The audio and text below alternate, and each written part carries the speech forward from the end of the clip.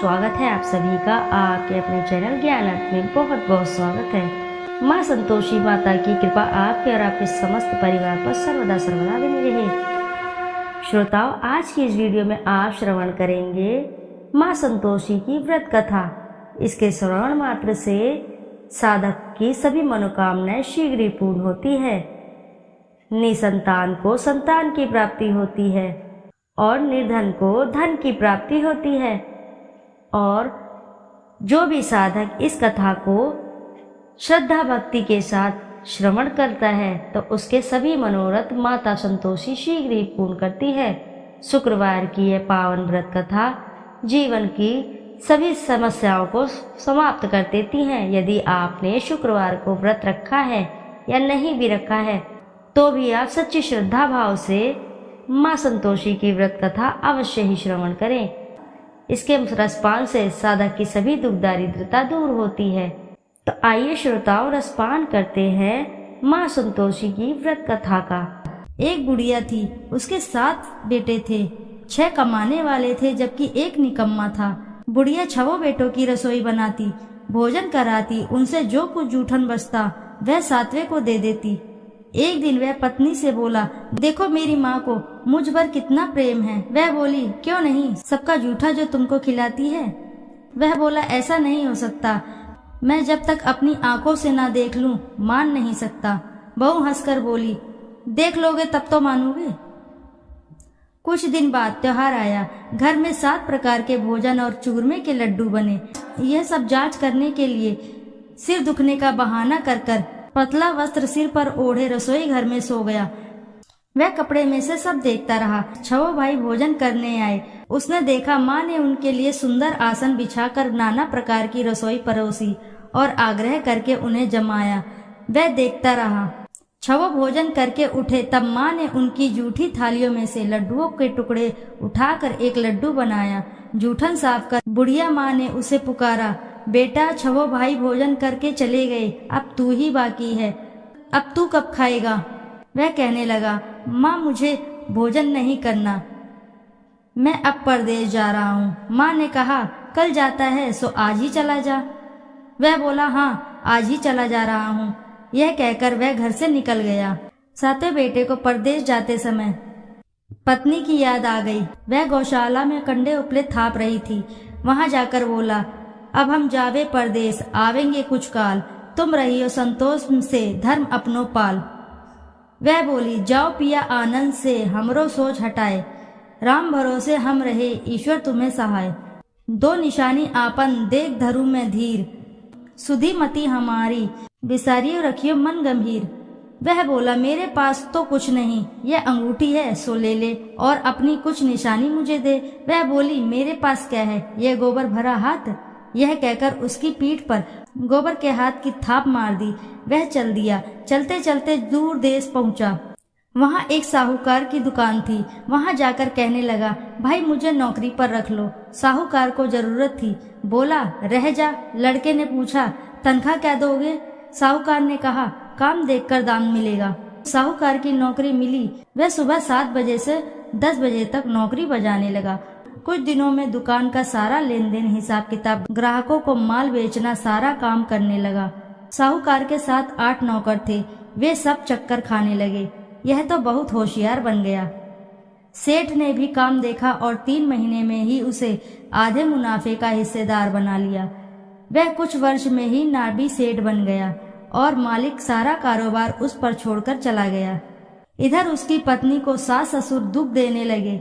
सारी गृहस्थी का काम करा के उसे लकड़ी लेने के जंगल में भेजते। इस बीच घर के आटे से जो भूसी निकलती है उसकी रोटी बनाकर रख दी जाती और फूटे नारियल की नारेली में पानी। एक दिन वह लकड़ी लेने जा रही थी। रास्ते में बहुत सी स्त्रियां संतोषी माता का व्रत करती दिखाई दी।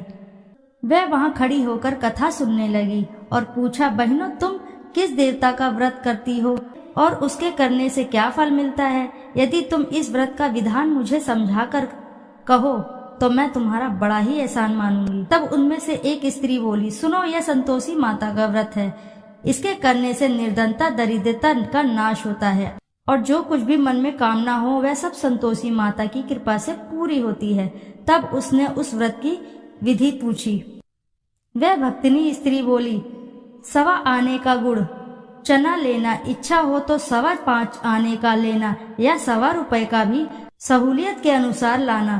बिना परेशानी और श्रद्धा व प्रेम से जितना भी बन पड़े सवाया लेना। प्रत्येक शुक्रवार को निराहार रहकर कथा सुनना, इसके बीच क्रम टूटे नहीं, लगातार नियम पालन करना। सुनने वाला कोई ना मिले तो घी का दीपक जलाकर उसके आगे या जल के पात्र को सामने रखकर कथा कहना। जब यह कार्य सिद्ध हो जाए नियम का पालन करना और कार्य सिद्ध हो जाने पर व्रत कथा का उद्यापन करना।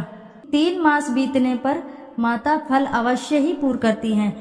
यदि किसी के ग्रह खोटे भी हों तो भी माता वर्ष भर में कार्य सिद्ध करती हैं। फल सिद्ध होने पर उद्यापन करना चाहिए, बीच में नहीं। उद्यापन में 2.5 सेर आटे का खाजा और इसी परिणाम से खीर तथा चने का साग 8 लड़कों को भोजन कराना। जहाँ तक मिले देवर जेठ भाई बंधु के हों, ना मिले तो रिश्तेदार और पास पड़ोसियों को भी बुला सकते हैं। उन्हें भोजन करा यथा शक्ति दक्षिणा दे माता का नियम पूरा करना है। उस दिन घर में खटाई न खाना। यह सुन बुढ़िया की बहू चल दी। रास्ते में लकड़ी के बोझ को बेच दिया और उन पैसों से गुड़ चना ले माता के व्रत की तैयारी कर आगे चली और सामने मंदिर देखकर पूछने लगी, यह मंदिर किसका है? सब कहने लगे, संतोषी माता का है। यह सुनकर माता के मंदिर में जाकर चरणों में लौटने लगी। दीन हो विनती करने लगी, माँ मैं निपट अज्ञानी हूँ, व्रत के कुछ भी नियम नहीं जानती हूँ, मैं दुखी हूँ। हे माता जगत जननी मेरी दुख दूर करो, मैं तेरी शरण में हूँ। माता को दया आई। एक शुक्रवार बीता कि दूसरे को उसके पति का पत्र आया और तीसरे शुक्रवार को उसका भेजा हुआ पैसा आ पहुँचा। यह देख जेठ जेठानी मुंह सिकोड़ने लगे, लड़के ताने देने लगे। काकी के पास पत्र आने लगे, रुपया आने लगा, अब तो काकी की खातिर बढ़ेगी। बेचारी सरलता से कहती, भैया कागज आए, रुपया आए, हम सबके लिए अच्छा है। ऐसा कहकर आंखों में आंसू भरकर संतोषी माता के मंदिर में मातेश्वरी के चरणों में गिरकर रोने लगी। माँ मैंने तुमसे पैसा कम मांगा है, मुझे पैसे से क्या काम है, मुझे तो अपने सुहाग से काम है, मैं तो अपने स्वामी के दर्शन मांगती हूँ। तब माता ने प्रसन्न होकर कहा, जा बेटी तेरा स्वामी भी आएगा। यह सुनकर खुशी से बावली होकर घर में जा काम करने लगी। अब संतोषी माँ विचार करने लगी, इस भोली पुत्री को मैंने कह तो दिया कि तेरा पति आएगा, लेकिन कैसे? वह तो इसे स्वप्न में भी याद नहीं करता, उसे याद दिलाने को मुझे ही कुछ करना पड़ेगा। इस तरह माताजी उस बुढ़िया के बेटे के पास जा स्वप्न में प्रकट होकर कहने लगी, साहूकार के बेटे सो रहा है या जागता है? वह कहने लगा, माता सोता भी नहीं जागता भी नहीं हूँ, कहो क्या आज्ञा है? माँ कहने लगी, तेरे घर बार कुछ है कि नहीं? वह बोला, मेरे पास सब कुछ है, माँ बाप है, बहू है, क्या कमी है? माँ बोली, भोले पुत्र तेरी बहू घोर कष्ट उठा रही है, तेरे माँ बाप उसे परेशानी दे रहे हैं, वह तेरे लिए तरस रही है, तू उसकी सुध ले। वह बोला, हाँ माताजी यह तो मालूम है, परंतु जाऊं तो जाऊं कैसे? परदेश की बात है, लेन देन का कोई हिसाब नहीं, कोई जाने का रास्ता नहीं आता, कैसे चला जाऊं? माँ कहने लगी, मेरी बात मान, सवेरे नहा धोकर संतोषी माता का नाम ले, घी का दीपक जलाकर दंडवत कर दुकान पर जा बैठ। देखते ही देखते सारा लेन देन चुक जाएगा, जमा का माल भी बिक जाएगा, सांझ होते होते धन का भारी ठेल लग जाएगा। अब बूढ़े की बात मानकर वह नहा धोकर संतोषी माता को दंडवत घी का दीपक जला दुकान पर जा बैठा। थोड़ी देर में देने वाले रुपया लाने लगे, लेने वाले हिसाब लेने लगे, खरीदार नगद दाम दे सौदा करने लगे। शाम तक धन का भारी ठेर लग गया। मन में माता का नाम ले चमत्कार देख प्रसन्न हो घर ले जाने के वास्ते गहना कपड़ा सामान खरीदने लगा। यहाँ काम से निपट तुरंत घर को रवाना हुआ। उधर उसकी पत्नी जंगल में लकड़ी लेने जाती, लौटते वक्त माता जी के मंदिर में विश्राम करती। वह तो उसके प्रतिदिन रुकने को जो भी स्थान ठहरा, धूल उड़ती हुई देख वहाँ माता से पूछती है, हे माता यह धूल कैसे उड़ रही है? माता कहती है, हे पुत्री तेरा पति आ रहा है, अब तू ऐसा कर, लकड़ियों के 3 बोझ बना ले, एक नदी के किनारे रख और दूसरा मेरे मंदिर व तीसरा अपने सिर पर। तेरे पति को लकड़ियों का गट्ठर देख मोह पैदा होगा, वह यहाँ रुकेगा, नाश्ता पानी खाकर माँ से मिलने जाएगा। तब तू लकड़ियों का बोझ उठाकर जाना और चौक में गट्ठर डालकर जोर से आवाज लगाना, लो सासू जी लकड़ियों का गट्ठर लो, भूसी की रोटी दो, नारियल के खोपड़े में पानी दो, आज मेहमान कौन आया है। माता जी से बहुत अच्छा कहकर वह प्रसन्न मन से लकड़ियों के 3 गट्ठर बनाई, एक नदी के किनारे पर और एक माता जी के मंदिर पर रखा। इतने में मुसाफिर आ पहुंचा। सूखी लकड़ी देखकर उसकी इच्छा उत्पन्न हुई कि हम यहीं पर विश्राम करें और भोजन बनाकर खा पीकर गांव जाएं। इसी तरह रुक कर भोजन बना विश्राम करके गांव को गया, सबसे प्रेम से मिला। उसी समय सिर पर लकड़ी का गट्ठर लिए वह उतावली सी आती है, लकड़ियों का भारी बोझ आंगन में डालकर जोर से 3 आवाज देती है, लो सासू जी लकड़ियों का गट्ठर लो, भूसी की रोटी दो, आज मेहमान कौन आया है। यह सुनकर उसकी सास बाहर आकर अपने दिए हुए कष्टों को भुलाने हेतु कहती है, बहू ऐसा क्यों कहती हो, तेरा मालिक ही तो आया है, आ बैठ, मीठा भात खा, भोजन कर, कपड़े गहने पहन। उसकी आवाज सुनकर उसका पति बाहर आता है, अंगूठी देखकर व्याकुल हो जाता है। माँ से पूछता है, माँ यह कौन है।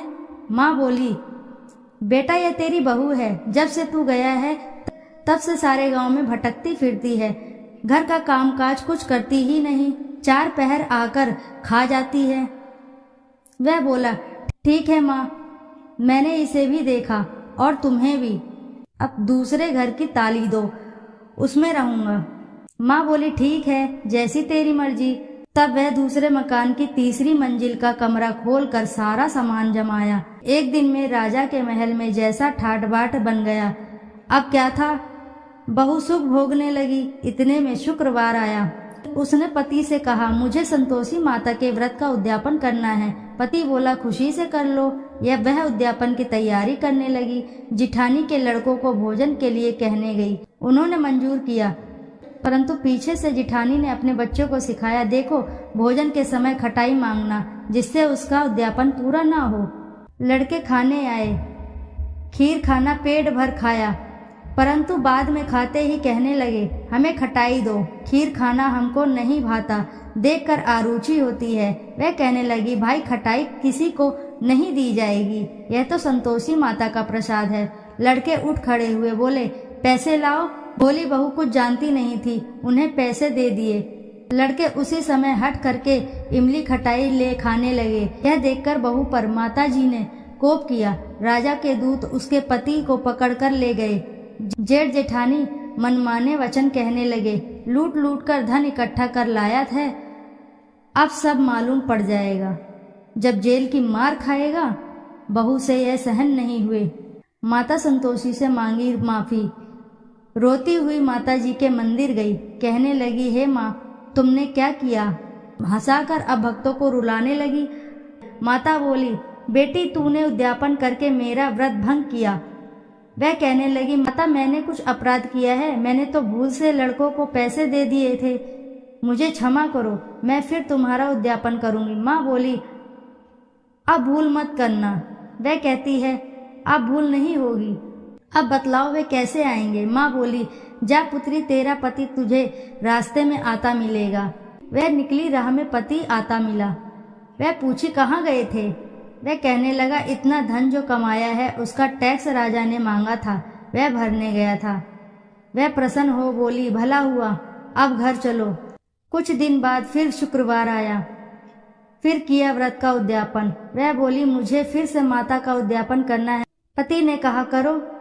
बहू फिर से जेठ के लड़के को भोजन को कहने गई। जेठानी ने 1-2 बातें सुनाई और सब लड़कों को सिखाने लगी, तुम सब लोग पहले ही खटाई मांगना। लड़के भोजन से पहले कहने लगे, हम खीर नहीं खानी, हमारा जी बिगड़ता है, कुछ खटाई खाने को दो। वह बोली, खटाई किसी को नहीं मिलेगी, आना हो तो आओ। वह ब्राह्मण के लड़के को लाकर भोजन कराने लगी। यथाशक्ति दक्षिणा की जगह 1-1 फल उन्हें दिया। संतोषी माता प्रसन्न हुई। माता की कृपा होते ही 9वें मास में उसके चंद्रमा के समान सुंदर पुत्र प्राप्त हुआ। पुत्र को पाकर प्रतिदिन माता जी के मंदिर को जाने लगी। माँ ने सोचा, यह रोज आती है, आज क्यों न इसके घर चलूं। यह विचार कर माता ने भयानक रूप बनाया। गुड़ चने से सना मुख, ऊपर सूंड के समान होठ, उस पर मक्खियां भिन्न भिन्न कर रही थी। देहली पर पैर रखते ही उसकी सास चिल्लाई, देखो रे, कोई चुड़ैल डाकिन आ रही है, लड़को इसे भगाओ, नहीं तो किसी को खा जाएगी। लड़के भगाने लगे, चिल्लाकर खिड़की बंद करने लगे। बहू रोशनदान में से देख रही थी। प्रसन्नता से पगली बन चिल्लाने लगी, आज मेरी माताजी मेरे घर आई हैं। वह बच्चे को दूध पीने से हटाती है। इतने में सास का क्रोध फटा। वह बोली, क्या उतावली हुई है, बच्चे को पटक दिया। इतने में माँ के प्रताप से लड़के ही लड़के नजर आने लगे। वह बोली, माँ, मैं जिसका व्रत करती हूँ यह संतोषी माता हैं। सबने माताजी के चरण पकड़ लिए और विनती करने लगे, हे माता, हम मूर्ख अज्ञानी हैं, तुम्हारे व्रत का विधि विधान हम नहीं जानते। व्रत भंग कर हमने बड़ा अपराध किया है। जग माता, आप हमारा अपराध क्षमा करो। इस प्रकार माता प्रसन्न हुई। बहू को प्रसन्न होकर जैसा फल दिया वैसा माता सबको फल दे। जो पढ़े उनका मनोरथ पूर्ण हो, सभी की मनोकामनाएं पूर्ण हो, सभी के कार्य बनते चले जाएं। बोलो जय संतोषी माता की जय।